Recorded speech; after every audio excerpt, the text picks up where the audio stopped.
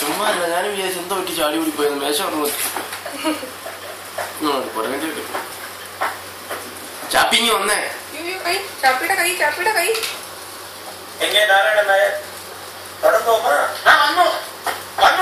വീട്ടിൽ നിന്ന് ഇറങ്ങണ നേരത്തെ വെപ്രാണത്തിൽ കോട്ടൊക്കെ കോട്ടാണെന്ന് എത്തി കുട എടുത്തോട്ടാ വന്നത്. പിന്നെ തിരിച്ചുപോയി.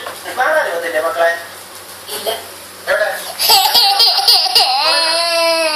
കേസിന് കോംപ്രമൈസ് ആയില്ലേ?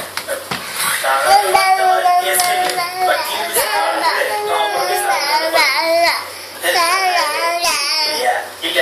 നനയ്ക്ക് വലിയ അതൊക്കെ സംസാരിക്കണം.